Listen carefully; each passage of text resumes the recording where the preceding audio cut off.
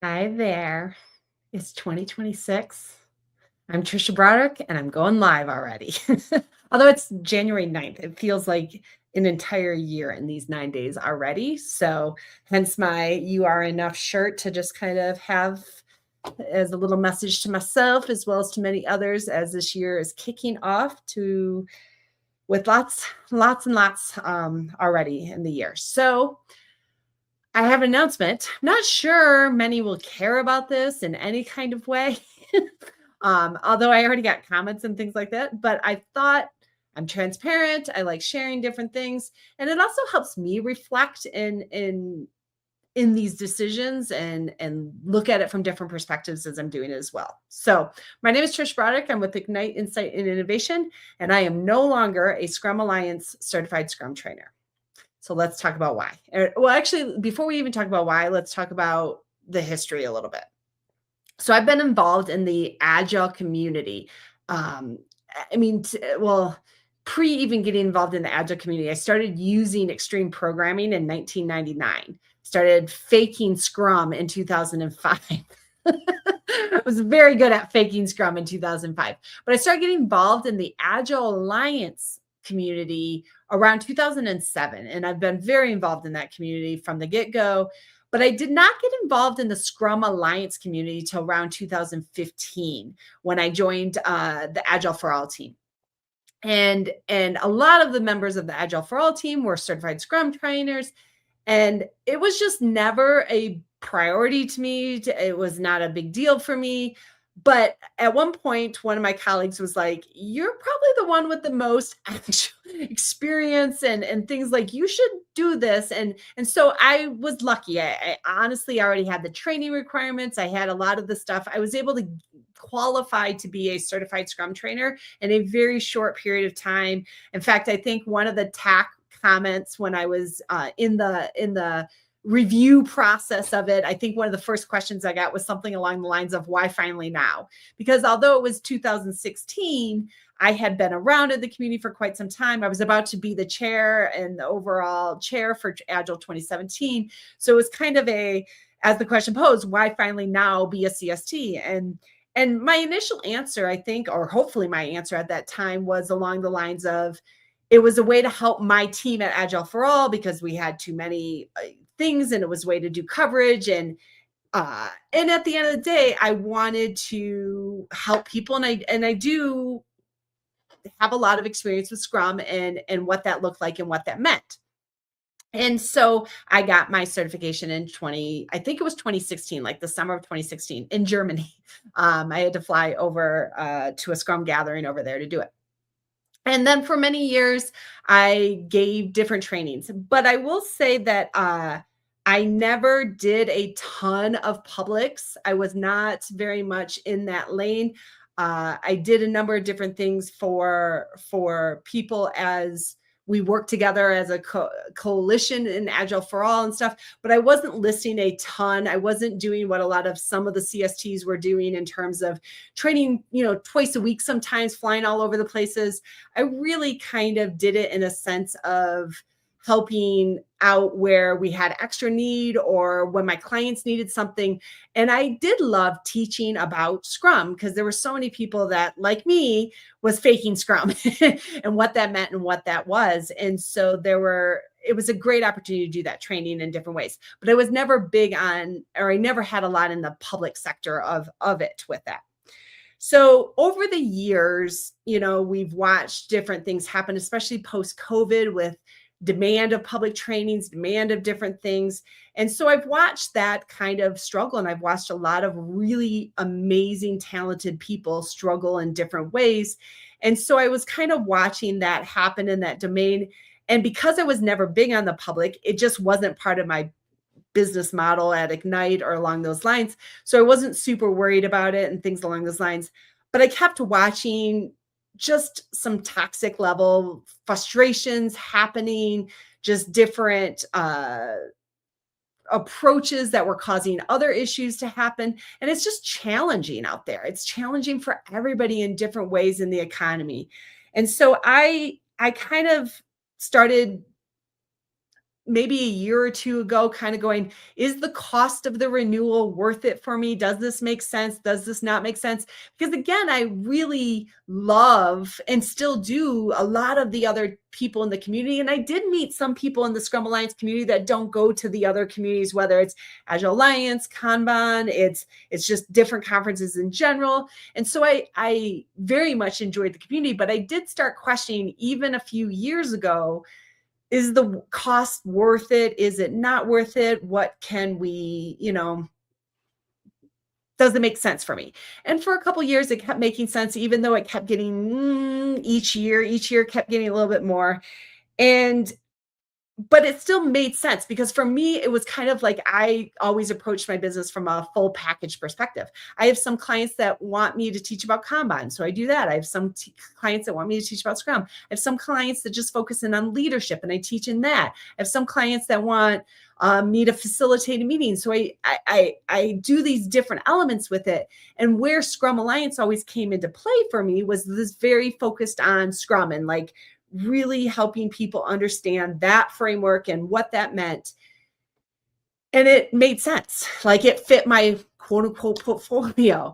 And then not this year, but the year before, there was a meeting that we had, part of the community or whatnot.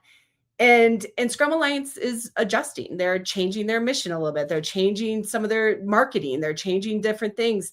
And at one point, their commentary was along the lines of less Scrum focus for this particular offering, not completely by any means, but like some of their offerings were not going to be about and centered on Scrum.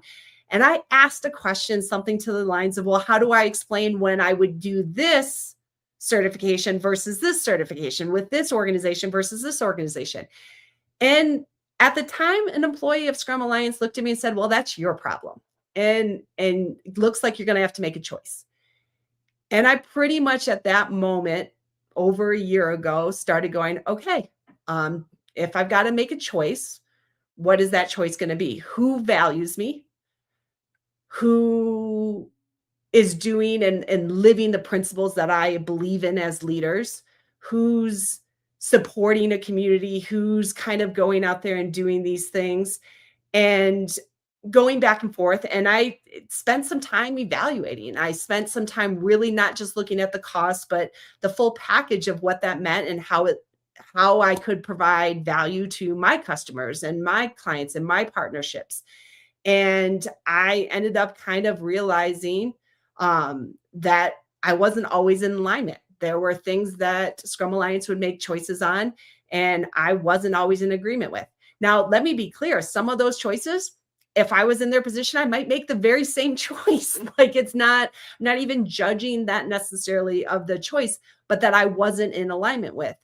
And as that continued on, some of those times I would escalate and it would get resolved. And it was amazing. And I was grateful for that. Other times it wouldn't get resolved and kind of dismissed at different moments. And it just got to a place where I started getting less and less comfortable. And after being told to make a choice, I started really looking at my choices and I started exploring what were options and where do I want to invest my time and my brand and my value that's going to best help the people I'm trying to help, right? Like that's ultimately what I'm trying to do.